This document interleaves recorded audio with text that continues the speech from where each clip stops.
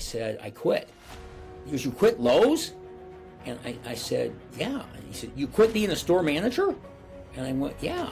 And he's kind of slouched on the couch looking up at me, and he says, well, what are you going to do now? I said, well, I'm going to be a speaker. 2 weeks ago, I turned 75, and I just can't believe it. There's no way, Jack, I'm that age. I'm pretty sure I'm still around 50. I think something like that. But I'm a pretty good example of it. If you have that kind of attitude, it can keep you looking, acting, and feeling a lot younger than somebody that the calendar days.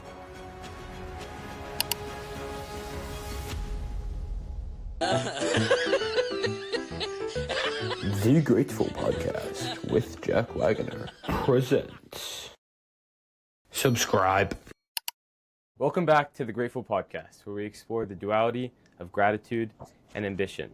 The idea that we can chase a better future by building on the things we are grateful for right now, rather than pushing away from the things we hate.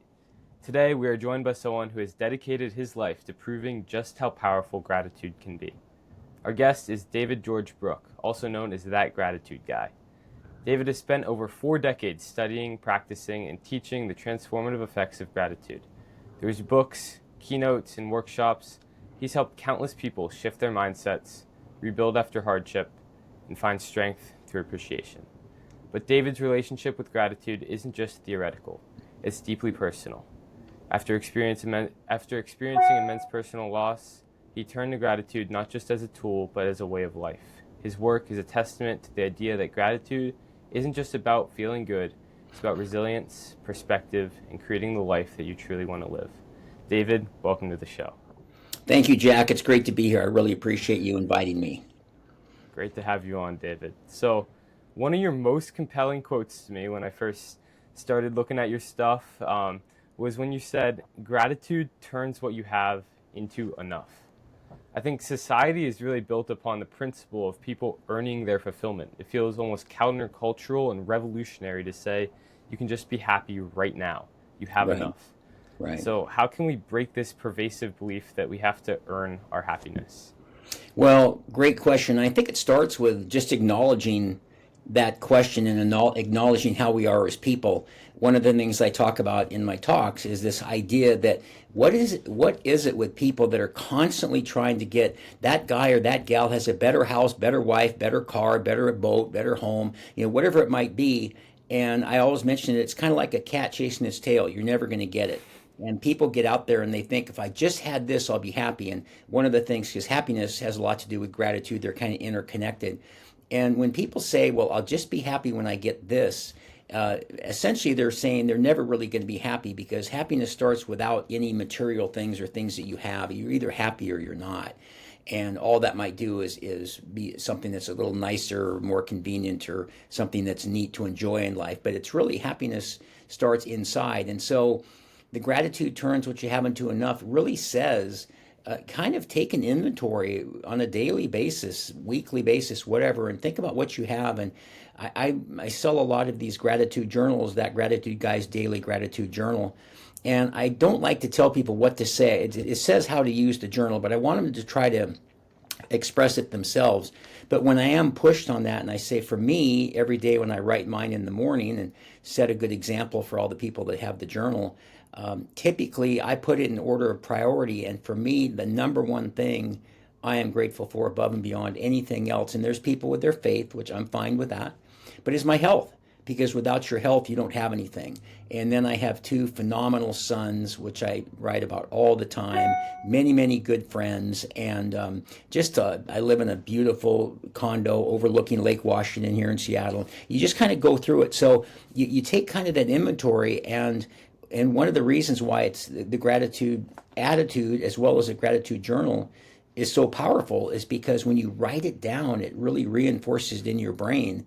And I do that every morning to kind of set the tone for the day. But kind of taking that inventory really, really helps. And again, we're all different. But as you look at that, it's the oldest cliche in the book, or one of them, the glass half full versus half empty. But it really makes you look at life more as a glass half full. And it's better for your mental health, your physical health, emotional health. But to look at that as seeing the positives versus the negatives makes a really big difference. So you talk about that gratitude attitude. I love that phrase, by the way, the rhyme and everything. What does that mean to you? What is a gratitude attitude? Well, I think, as I mentioned, it's really kind of seeing again the glass half full versus half empty. I'm always fascinated by people that just have a bad attitude. I mean, there's the word attitude again. And I always say, you can get out of bed in the morning, whether it's David or Jack or whoever, and you can get out of bed on the left side or the right side, positive or negative. It's your choice. Nobody can get into your brain and rewire the circuitry and say, oh, I'm going to make you in a bad mood. But it's interesting. I think some people, unfortunately, are just programmed by that, and you try to counter that with this attitude of gratitude or the gratitude journal. But for instance, on the negative side, unfortunately, my father was very negative, and he later in life took his own life, which was very sad. But the thing is that I'd say, "Good morning, Dad." He'd go, "What's good about it?" And I go, what kind of attitude is that? There was five of us, my siblings, five children. And I thought, what kind of attitude is that for you? And then I'd say to him, gosh, it's just a beautiful day. It's going to rain tomorrow. And I thought, who thinks like that? But even as I've researched this over the years, I've gone back to the fight or flight, back to our ancestors as we evolved as humans, and this whole thing of going out and stalking prey and being aware of that animal might come and attack us. And so you need to be fearful and you need to be aware there's negatives out there. And somebody said that's how I don't know if it's the reptilian brain, but how the brain was sort of evolved to kind of be negative because for survival, to kind of worry about these threats and things that come at us and things. So I think that's maybe where it started, but that certainly doesn't mean we have to stay that way. And there's all of these health benefits that happen where you have better sleep, better the exercise piece of it, and it gets into your brain and the blood flow and all these things, less disease, less sickness, all these things from having a positive attitude. It's been proven over and over again how powerful that is. So I tell people, regardless of your upbringing, or in my case, my father, the negativity, you get that choice, and I'll tell you, it makes a big difference. And I like to think I'm living proof of that because 2 weeks ago I turned 75. And I just can't believe it. There's no way, Jack, I'm that age. I'm pretty sure I'm still around 50. I think something like that. But I'm a pretty good example of it. If you have that kind of attitude, it can keep you looking, acting, and feeling a lot younger than somebody that the calendar days say. So it's very, very helpful for long-term health. That's amazing. I love how it makes you feel younger and rejuvenated. Um, Hmm.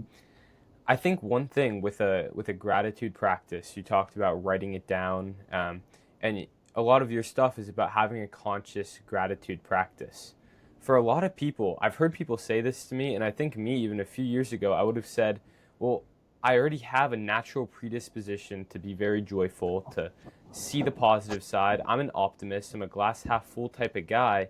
Um, why do I need to practice gratitude consciously?" Right.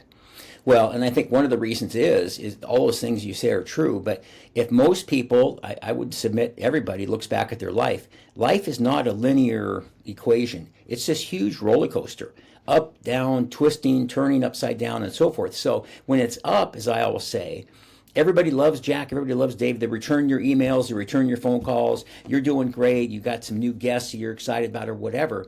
Well, that's fine. And somebody, well, I don't need gratitude then, but I think you always need gratitude. But what about on those days when it's not going well? Nobody gets back to you, you're discouraged, or all those kinds of things. And that's where it really plays a significant role in kind of bringing you back into equilibrium to keep you sort of, again, back to, I almost hate to keep repeating it, but seeing the glass half full.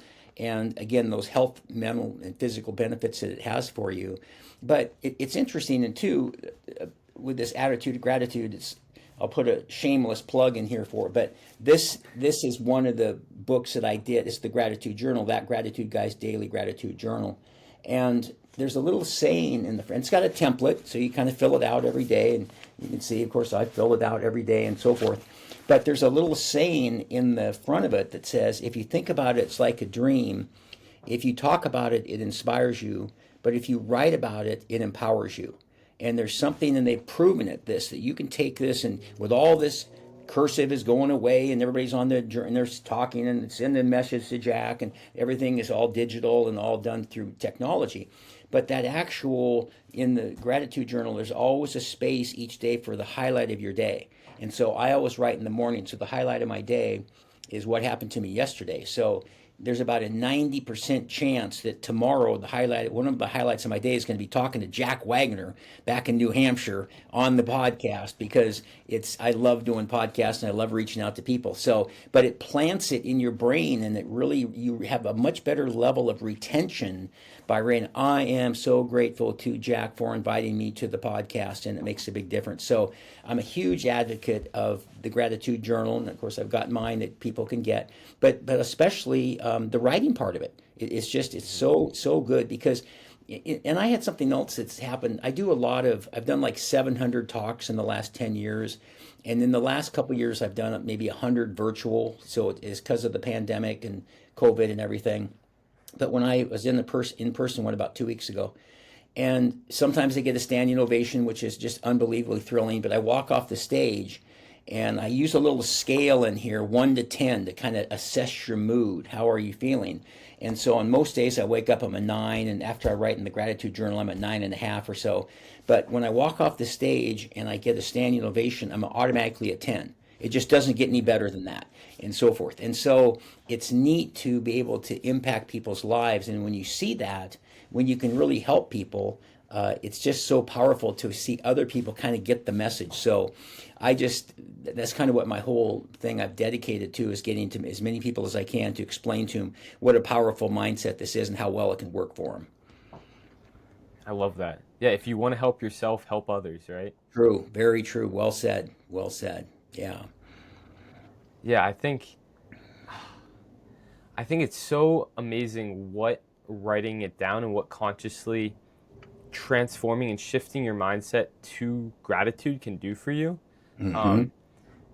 One of my questions for you is, everyone sees this, David sees the what you say on the outside, right, and what you talk about with gratitude, but how has it shifted your mindset and what you notice on a daily basis in your subconscious? Because I know for me, practicing gratitude has genuinely just shifted my subconscious closer to positive than negative, closer to that Yes.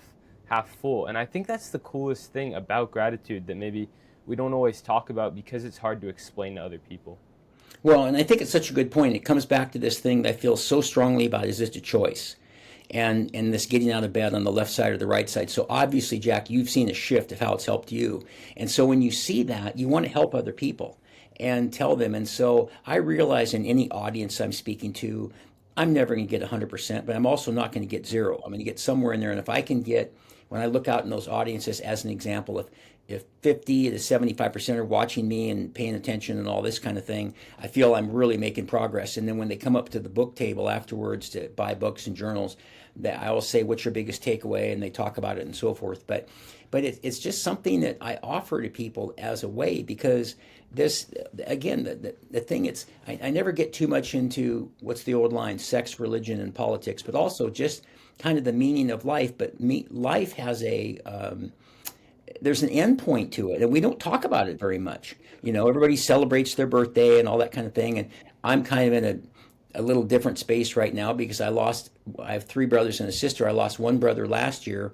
I was just in Phoenix over the last 3 or 4 days to see another brother who's about to pass away, and it just made me think a lot about my life and how I've taken care of myself and so forth. But the one's already passed away and the other one's about to. And I think so. I wonder how gratitude can help that person, or what I can do to keep reaching out to people. And you know what? And it's funny. I try not to be too sarcastic or cynical about it, because you can't help everybody. And to your point, Jack, you're right. If you want to help yourself, help other people. But not everybody's willing to be helped. And there's sometimes you'll say to somebody, it's always my favorite thing is, well, I'm going to write in the gratitude journal. So have you written in the gratitude journal? Okay, you see, now what the story, and I go, here comes an excuse. So you haven't. So you haven't. So just tell me you haven't, and then call me when you have and let me know how it's working for you. But the thing this is a little bit personal, but what the heck? My mother was manic depressive and had a lot of bipolar, a lot of very negative experiences, and then she died of cancer when I was 30. But I think I got some of that from her. So here's yet another reason for writing this down, is as opposed to keeping it in your head, or I just think grateful thoughts, which are fine, they're good. But I'd say once or twice a month, that roller coaster of life that goes like this, I'll have a day sometimes in the afternoon where I'm kind of getting a little bit depressed and I'm kind of upset about a few things. And the first thing I do is I grab this and I reread what I wrote this morning, and it gets me back on track again. And so often I talk about my health and my two. I have a 40-year-old son named Kyle and a 30-year-old son named Connor, and they're the love of my life, and they're both just fantastic. And I'm so spoiled. Even though my wife, their mother died when they were 4 and 14, I raised them myself, and I call them my rock star sons because they're just so cool. And it's just interesting how I'll go back and see what I wrote this morning, then I get kind of out of some funk or potential to go down a negative rabbit hole. So we're all human, and as human, we've got that big, I call it roller coaster, but that big cycle of emotions, and it just helps you to manage them and helps you to bring it back. And I'm glad you said that, Jack. Just you mentioned that you started this practice and you saw the difference in you. And so as a result, you want to share that with a lot of people. Yeah, 100%. You talked about like your experience with your brothers and sisters and mortality.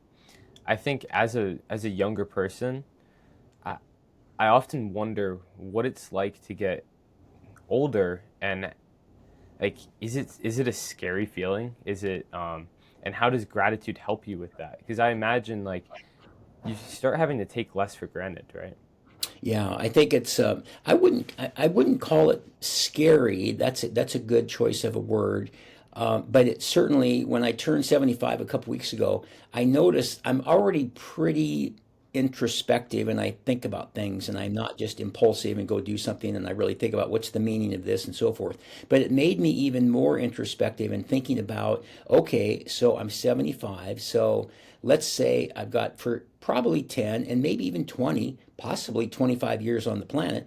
After all the things I've done with gratitude and speaking, and I used to run big stores for Nordstrom and Lowe's Home Improvement and stuff like that, all the things I did. And I think, what are you going to accomplish in the next 20 years? So it's always about, and that's why for the third time, you want to help yourself, help other people.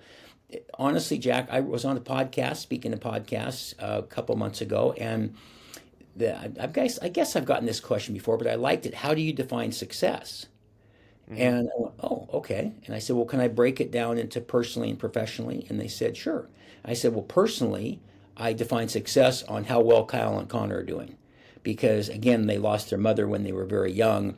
And I'm just so thrilled and so pleased. And my older son, Kyle, just had my third grandchild. And so it's just, and Connor's the one that's 30, he's about to get married in San Diego in a couple months.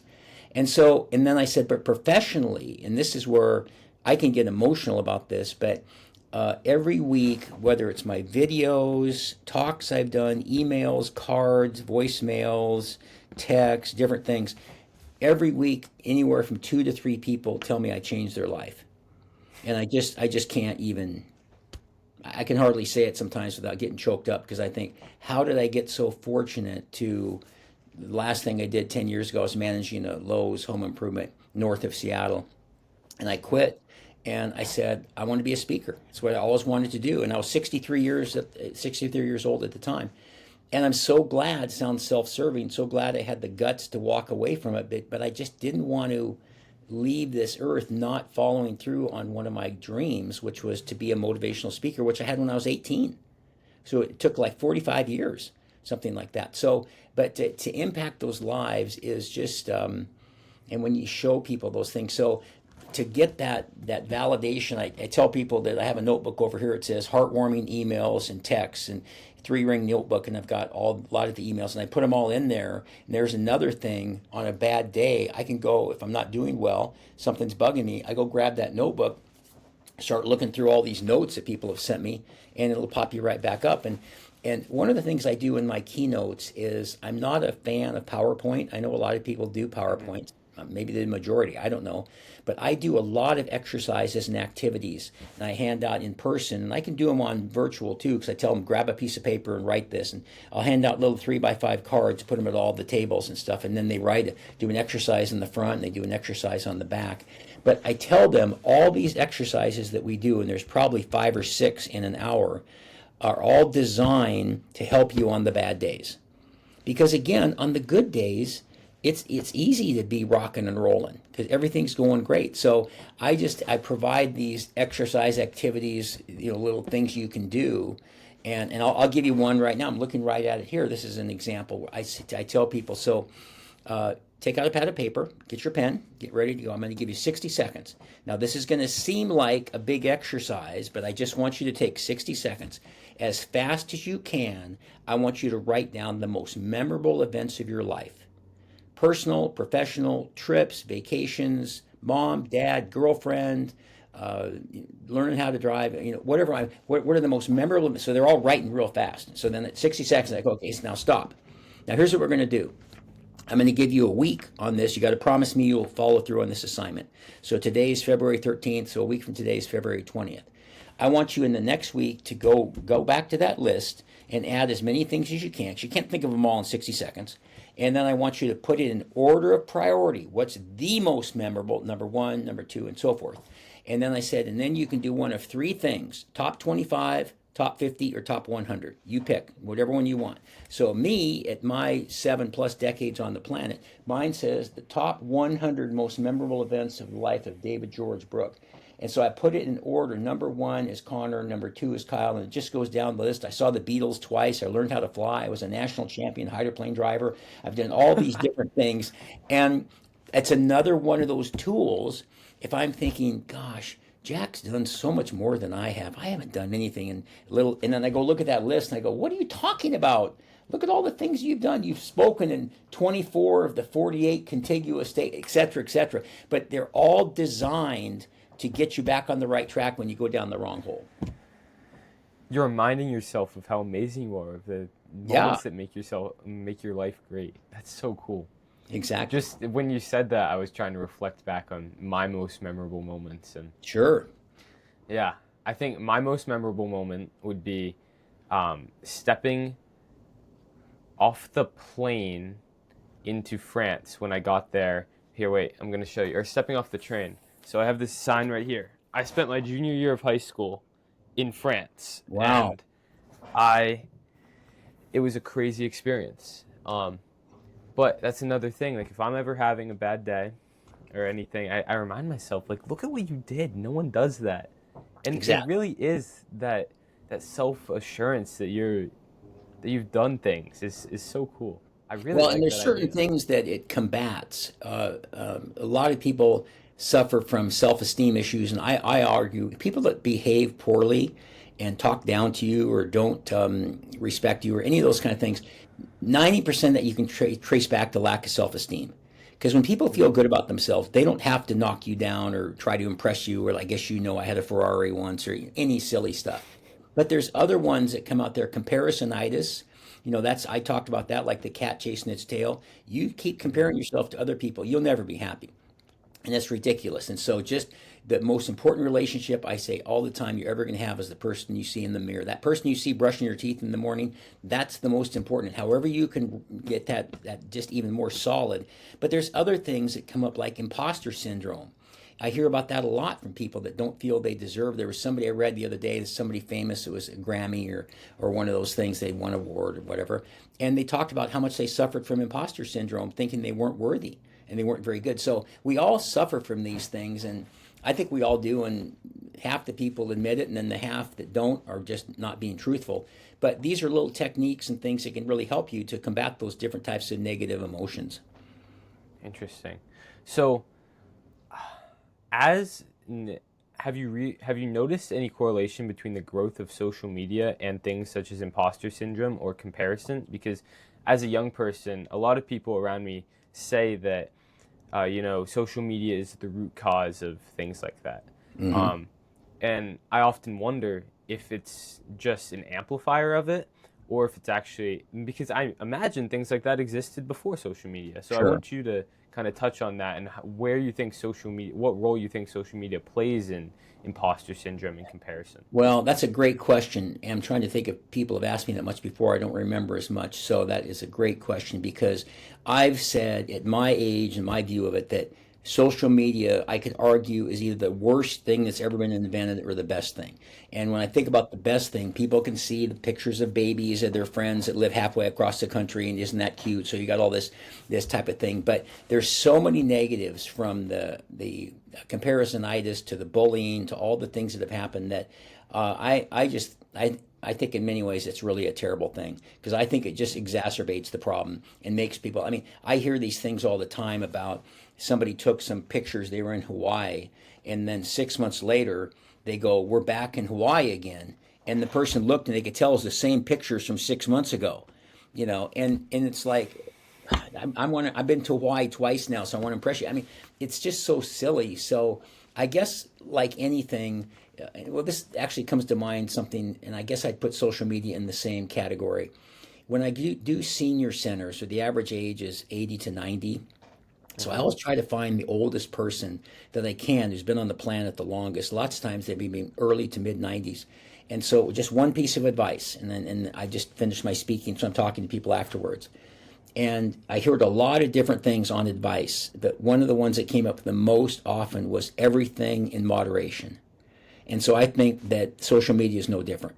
I mean, I post on it and I put it, but I don't follow it too much. And you get this whole doom scrolling in these things like, oh my goodness. And I started to go down that, I guess they call it a rabbit hole, but it's like, oh my Lord, you need to get away from this. And so it requires a whole new level of discipline to keep, that. But then on the other hand, I think about social media. How many people, Jack, have seen my message, typically videos, because of social media?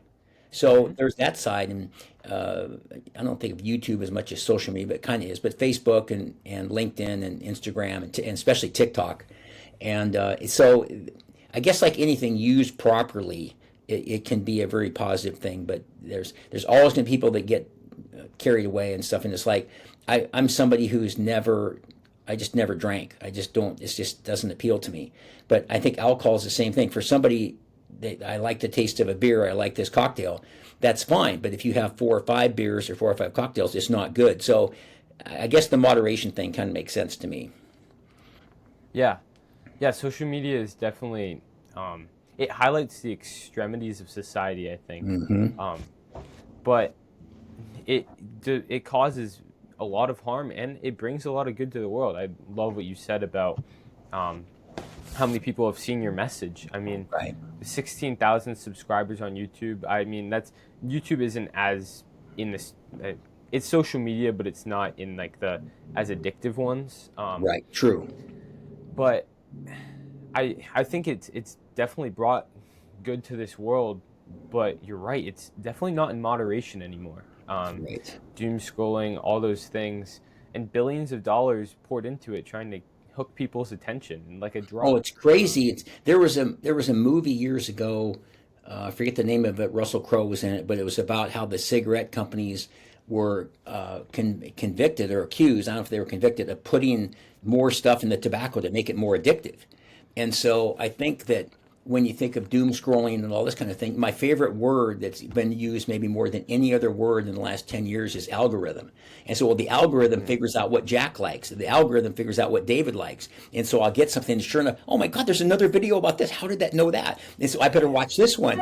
And it requires sort of a new level of just being, that's enough. And I guess discipline's the word, of saying that's done, I'm done, turning it off, and I'm not going to do it because it can really. Gosh, somebody told me something the other day about how many people are just on their phones. I mean, literally almost all day long, and they're just.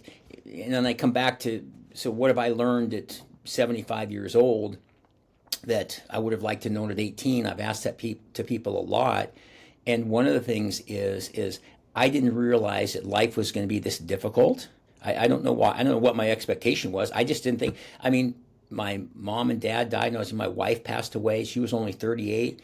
I've now lost a lot of friends, but I had friends. And so I made a couple poor decisions. And so let's agree that it's going to be tough. So how can you manage that? Well, that's this thing with gratitude and the attitude of gratitude, which, as we've discussed, has made such a difference.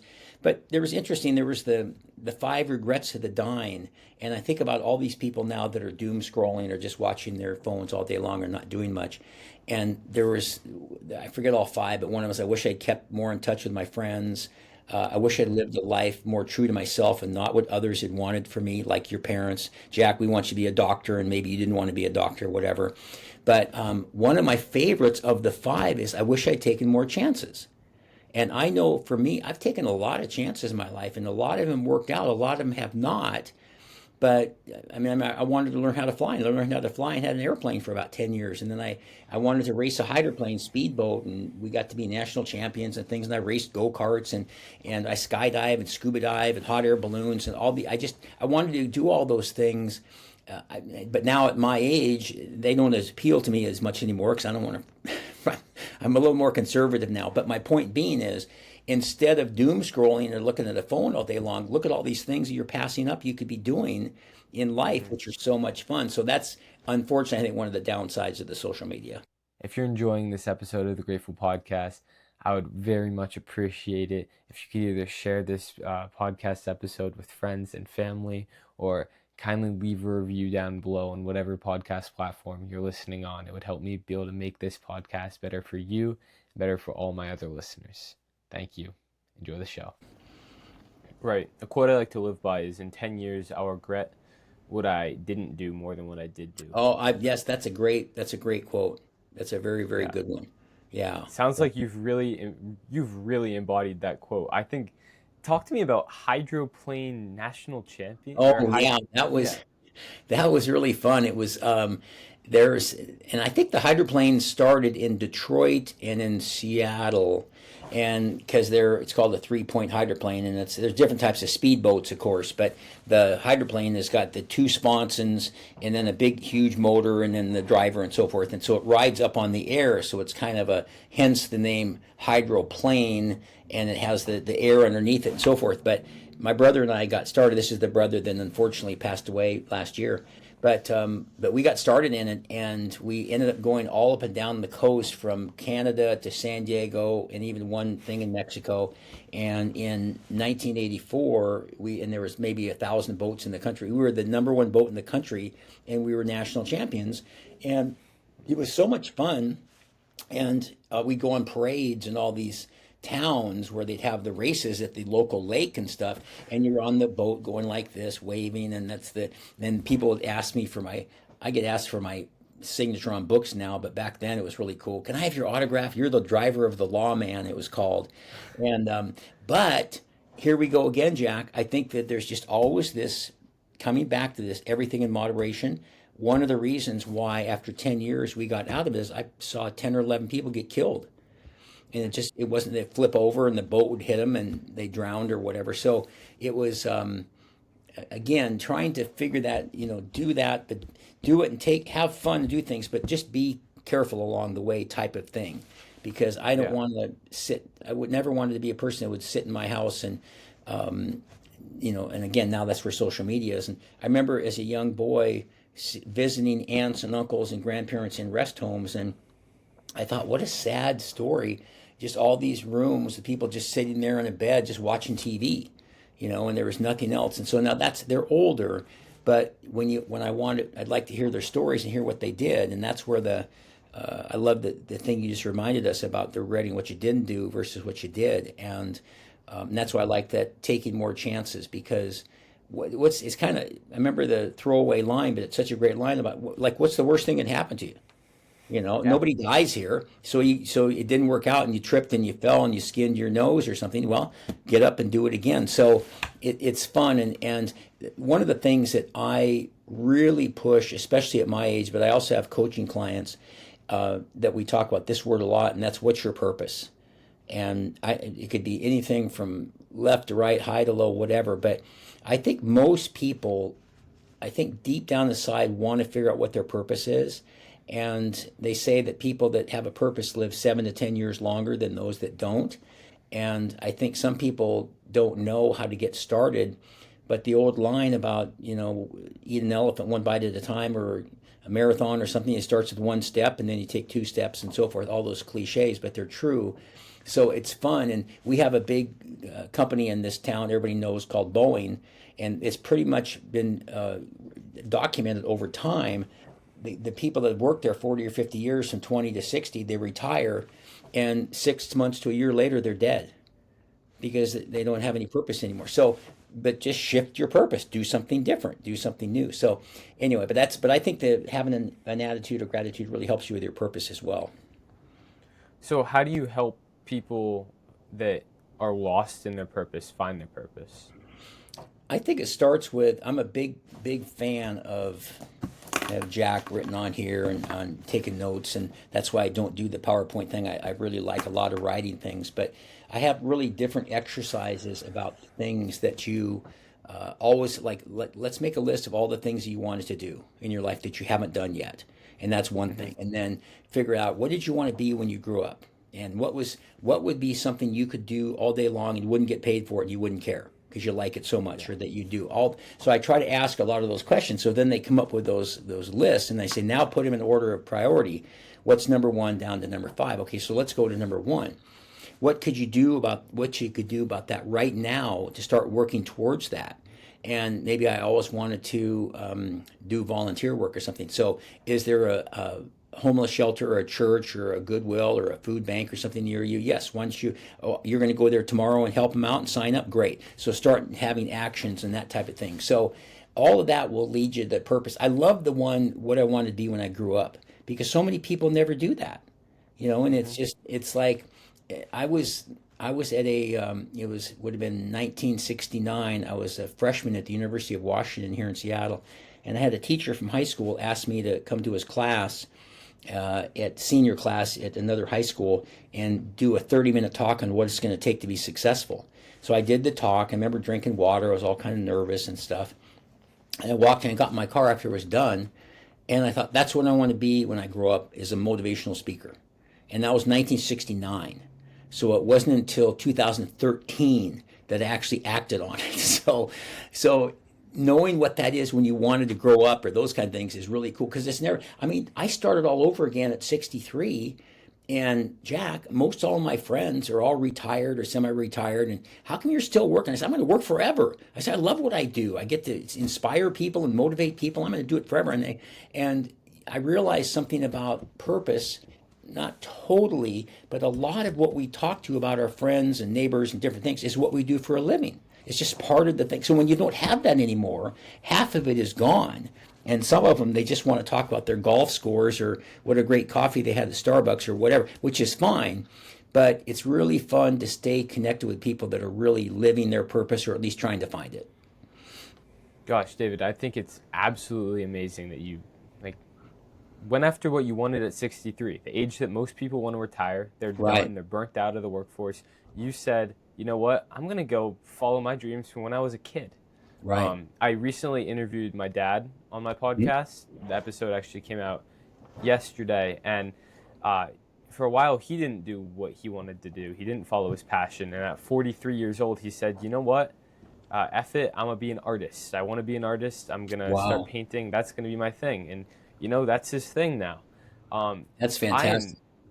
I'm so inspired by people who have found what they want to do and went after that at an older age, because that's really uncommon. I think Yeah. our society pushes people to find out what they want to do, funnel them into a certain path at the ages of 18, 19, 20, and you're supposed to do that for the Exactly. rest of your life. Exactly. Yeah, No, it's super right. In fact, one inspiring. of my heroes is Colonel Sanders from Kentucky Fried Chicken. And do you know how old he was when he started that? He was in his 60s, right? 63. Same age as when I went and did mine. So he's always been one of my heroes. There's been other ones that were very much later in life. Mary Kay Ash for cosmetics was 55. J.C. Penney was 54. Ray Kroc was like 57 when he bought the McDonald's franchise in Sacramento, I think it was, in California, and started McDonald's. And so, yeah, and it's just, and another thing too, especially from somebody that is as young as you are compared to how long I've been on the planet, you hear people say this to you about how life goes by so fast, and you kind of dismiss it. And, oh, look, Jack, last time I saw you, you were this high. Now you're this high. And we all went through that. But whatever those people said, it was right. I mean, I literally, I'll say it again, that I seriously cannot accept the fact that I'm 75. First of all, I don't feel like it, but I go, I've lived on this planet 75 years. It just goes by so fast. And so everybody said so. So it's true. So like your dad, better late than never. And so good for him. And even if it's 43 or 63 or any of those things for doing it, because there's just nothing sadder than, I mean, like my other brother that passed away last year, he worked at Boeing coincidentally. And I remember when he went to work there 30 or 40 years ago, he says, I met guys when I first came in there that were there 20 or 30 years. I'll never be here this long. And he was there that long. And then unfortunately he got cancer. Then he passed away. Never really got a chance to have anything to retire. But this whole concept of how when you lose your purpose is really tough on your brain. And I think another thing I'll give credit for, not so much social media, but technology. And I am all over technology. It doesn't matter what it is. I'm using AI all the time now and everything that I do in my work. And I remember telling Connor and Kyle, my two sons, about 10 or 15 years ago, I said, I'm going to tell you something right now. Your dad is never going to be left behind. You're never going to say to me, well, do you want to get us up on TikTok? What's TikTok? What's an email? What's a I said, that'll never happen. And now with an AI, we could do a whole podcast on that. It's just started to scratch the surface. It may be the biggest thing that we ever experience with what's happening with technology. And then there's been amazing things from the cell phone, the internet, etc. But AI is just going to rock a lot of worlds. It sure is. It's crazy, the changes that we see happening. I think, is it hard to adjust to? It isn't for me, but I think part of it is because I've always been really motivated. When I said at 19 I wanted to be a motivational speaker, one of the things that this comes to mind for some reason. So one of the things I do, I have this whole very specific when I coaching clients. The power hour, the thing you do the first thing in the morning is an example. I get up, I make my bed, I go and I turn on the coffee machine, I drink the first of 4 quarts of water, which is a gallon of water, go take my shower, go in and stretch, put my clothes on, come back in here, meditate for 15 minutes, write in the gratitude journal for 5 or 10 minutes, then go get my coffee, then I turn on the laptop, turn on the devices. So I'm very disciplined about that. But it all depends on how you look at it. And that's how before anything is, I don't even look at the phone until then because I don't want to get sidetracked. And so it does require a level of discipline, as we were talking earlier. But the thing that I'm proud of is every single day I walk 8 miles. And it takes me 2 hours and 15 minutes. And so it's just like an appointment. Today it'll be 3:30 or 4 till 6. I've got to meet a friend for lunch, and I got to do some errands, and I got to do work on the computer this afternoon, then I'll hit the walk and so forth. And people say, oh, I would never have that time. I said, wait a minute, let me ask you something here. I said, so let's say you get up at 6 and you stop your day at 6 or 7 and 7, whatever. That's 12 hours. So you walk for 2 hours. That's just me. I've got 10 hours to do the rest of what I need to do. So it just depends on how disciplined you could be. So, and that's why I think also as a coach and even as a speaker too, it's so important to me. I've said for years, I've managed a lot of people. I figured out once that I managed like 10,000 people in all these stores that sometimes would have 300 or 400 employees. Yeah, they were big stores. And so I said to a group once, I said, I think, and now that I've raised 2 children and through tough circumstances with Dana passing away and managed all these people, I said, I think those 2 skill sets require the same thing. You have to set a great example. So how could I look at Jack and not say and show him right there Thursday 2/13/25, and you could see everything. There's a template and everything I'm written up in here. It says back in Seattle because I was in Phoenix for 3 days, and then here's the current events, special occasions, and it says back from Phoenix, lunch with Jason Lucas and so forth. And then as I said down at the bottom, this is everything I'm grateful for here. And then here is the highlight of my day. That's where Jack Wagoner is going to be tomorrow as one of the highlights from Thursday, the 13th. And this is the gratitude intentions. That's all the things I'm going to be grateful for that haven't even happened, which is a very, very cool thing. And so, point being is if you set a good example, it's much easier to manage or coach or inspire people if you're walking the walk. Right.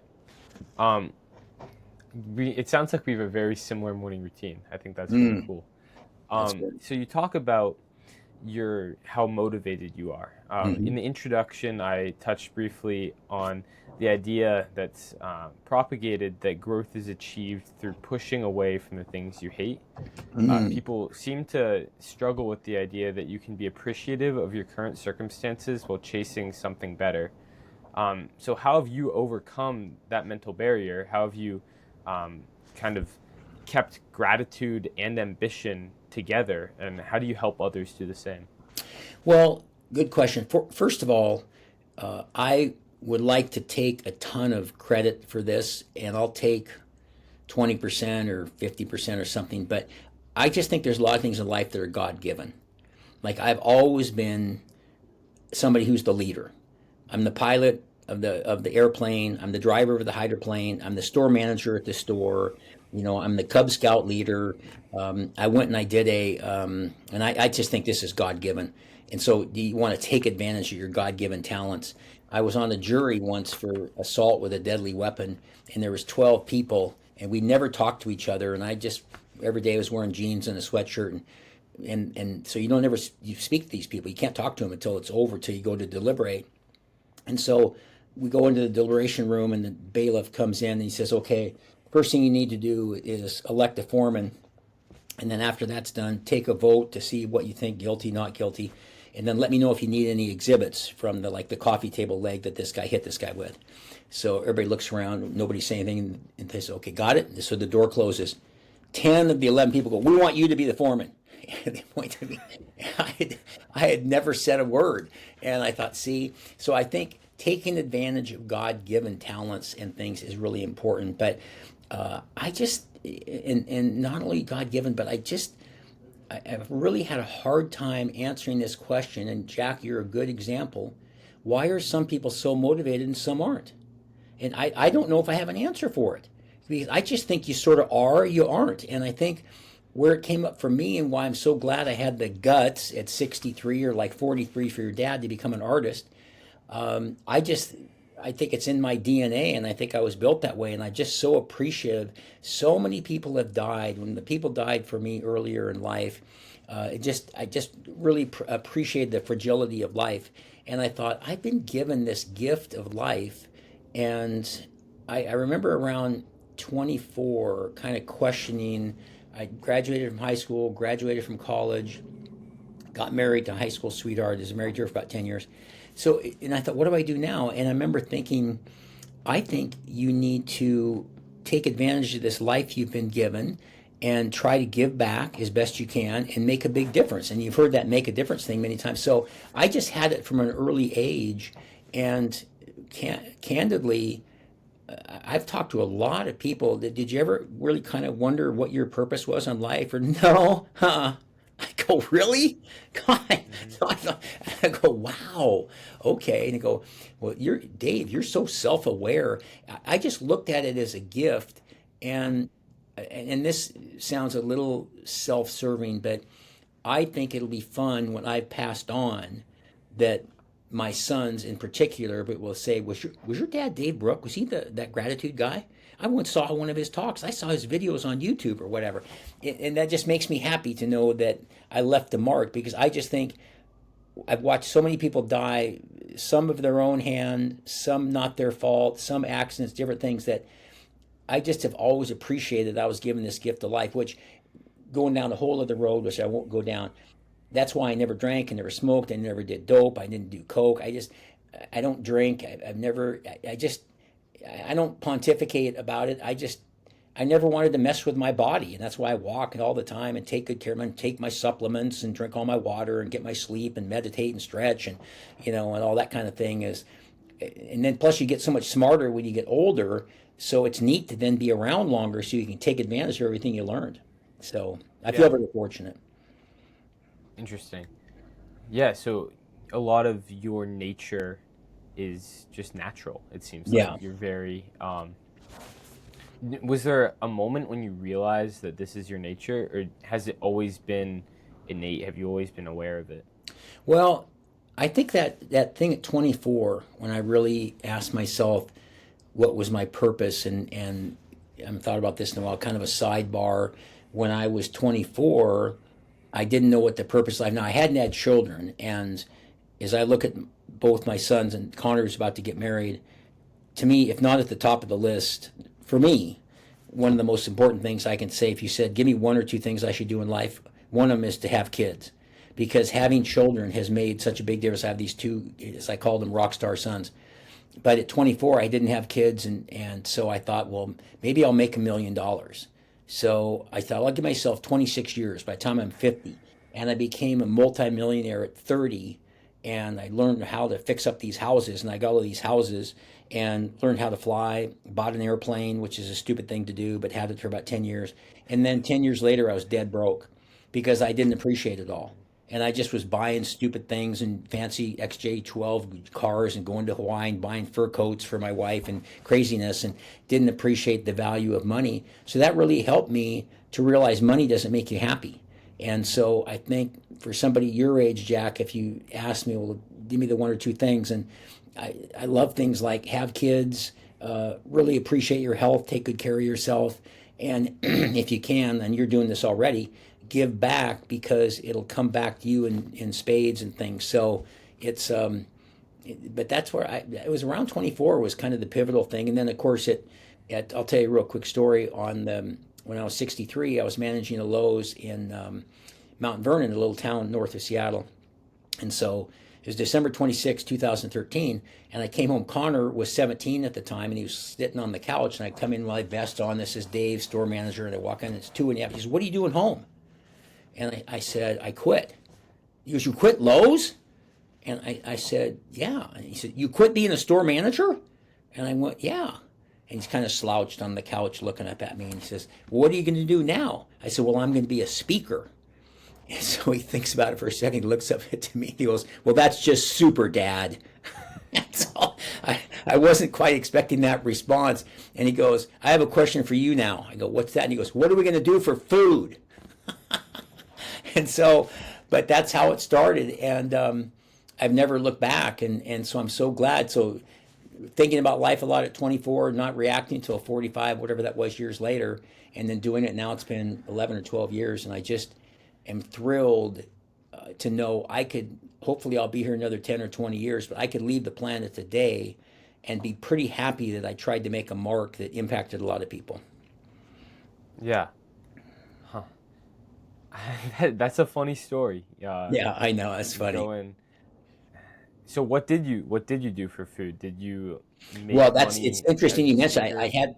I had money saved, but really good question because looking back on it, I never should have quit Lowe's, and don't like to say should, but I should have kept working at Lowe's and doing the speaking on the side, and then when the part-time gig passes the full-time gig, then you quit the full-time gig. So as Mm-hmm. a result, I was working in the Seahawk Pro Shop. I was doing DoorDash or Postmates or whatever it was, and later I was driving Uber and doing a lot of things to make extra money. So it would have been smarter because I made a lot of money as a store manager. It would have been smarter to stay there and do it on the side. Because I always tell people, if you really want to pursue your passion, you put 40 hours into your general regular job, take another 20 hours and put it into your passion on the side.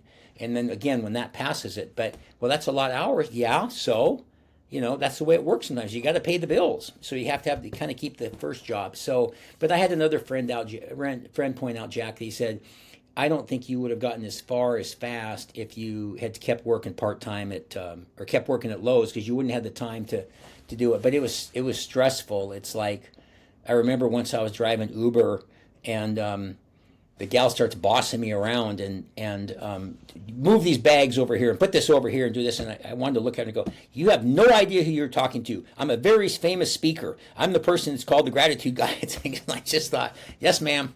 Yes, ma'am. Let me put this in the trunk for you. So Yeah. it's just, you got to do what you got to do. But people say this all the time. If I look back, I really wouldn't trade anything, because if I did, I wouldn't be talking to Jack today. And just the path of the maze and all the left and right turns and things that it goes. So, yeah, it's worked out really well. Right. It seems like you've had a lot of different chapters in your life, but they've all led you For sure. right where you wanted to be at the beginning. Yep, for sure. For sure. Yeah, it's worked out really well. I mean, I keep going back to at 18, you wanted to be a motivational speaker. Right. There's science behind the fact that kids around like 4 years old, they know what they want to be when they grow up. They say, I want to be this when I grow up. And throughout their lives, they're conditioned by school, by parents, by friends, by everybody around them to steer away from that dream. I mean, at 4 years old, I wanted to be a Jedi Master, so Wow. maybe mine was a little off track. Can't be Yoda, but I think it's really cool that you've come back to that. And everything seems to have led you there. You've had the chapter of being boat racer, millionaire, store manager, now speaker. And it's so cool how all of that worked out to bring you to right here, right now. Yeah, thank you. As cheesy as that may sound. No, not at all. And it sounds kind of similar for your dad. Kind of a similar. Yeah. He might have been. I think you said he was 43 in his 40s. But I imagine his story was pretty similar. And what I think is sad about it, and I am proud of myself for this too, is that how many people say that but never do it. And that goes back to that, I wish I'd taken more chances, these people say, the older people say, and well, I was always going to do so and so, but you know what? You didn't. And that's really a shame. And why didn't you? Well, I was too afraid I'd fail. I was this and that and so forth. And that's why I like that thing about take the chances. And, it's something like, what is I used to say I did a video once on hitting a 95 mile an hour fastball. I thought if I went down to Seattle Mariners and tried to hit a 95 mile an hour fastball, I might get lucky and just put the bat out there and just get a bloop hit or a bunt or something. But if I don't go down there, there's a 100% chance I can never hit a 100 mile per hour fastball. So you got to get the bat out there and you got to go to the park and take your shots. And I just admire people do. That's why people that do stuff and fail are some of my favorite people, because they tried, and that's so cool. Yeah, you can't be afraid to strike out. Famous Babe Exactly. Ruth quote, but it's so true. I mean, what do you do when you're afraid to strike out? You don't go up to the plate, or you're always defensive, and you're never going to be aggressive enough to actually exactly make right. progress and make a dent in what you're doing. Exactly and right. In that way, your job, like you quitting Lowe's, it seems like you had the confidence in yourself that no matter what you did, you'd make it work. Yeah. And I think that's what separates people. I have that confidence as well. Someone might think I'm crazy for doing what I'm doing, but I know that I'm going to make it work. You know what I mean? And it's that single-mindedness, which is, in my opinion, kind of one of the God-given things. I don't know if you can take a course, how to be so single-minded like Jack Wagoner, and then get an A, and now you are. I think you sort of either get it or you don't. So that's one to really appreciate a blessing that you have, because I do that, especially the motivation thing. And I see people all the time that are 20 years younger than me that look like they're 20 years older than I am. And I just think, man, they never took care of themselves and so on. And so it's, again, I feel very fortunate for a lot of those blessings. Yeah. So how do you react to adversity with that single-mindedness? How do you react to adversity? I think like anything else, I don't know if it's the right word, but you just attack it.